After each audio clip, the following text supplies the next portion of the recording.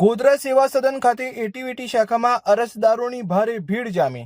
જાતિ, આવક, OBC, ST, SC, ration card, રહેઠાણ દાખલા સહિત આંગણવાડી ભરતી જાહેરાતને લઈ રહેઠાણ અંગેનો દાખલો લેવા માટે અરજદારોની વહેલી સવારથી જ લાંબી કતારો લાગી છે। પૂરતા ઓપરેટરો ન હોવાને કારણે અરજદારો મુશ્કેલીમાં મુકાયા। સવારે 9 વાગ્યાથી અરજદારોની લાગી લાંબી લાઈનો। ખાનગી એજન્સી દ્વારા 4 ઓપરેટર છૂટા કરી દેવામાં આવતા અરજદારો મુશ્કેલીમાં મુકાયા। ગ્રામ્ય અને ગોધરા સિટી એટીવીટી શાખામાં કુલ 10 ઓપરેટર ફરજ બજાવતા હતા, જે પૈકી 4 ઓપરેટરોને ખાનગી એજન્સી દ્વારા છૂટા કરી દેવામાં આવ્યા છે। ઓપરેટર સિવાય કામ થતું નહીં, ઓપરેટરો વધારવામાં આવે એવી અમારી માંગ છે।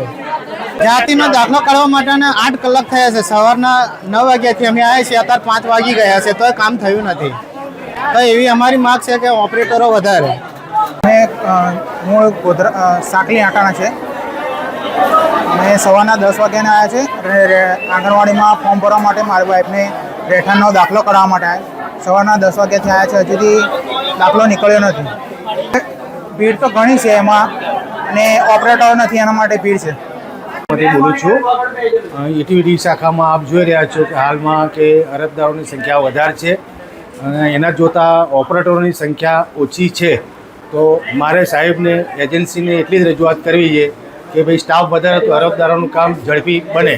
જૂની એજન્સી જ્યારે હતી ત્યારે 10 ઓપરેટર હતા અને એવું લાગે જો પબ્લિકની સંખ્યા વધી, આજે હાલમાં 6 ઓપરેટર હાજર છે।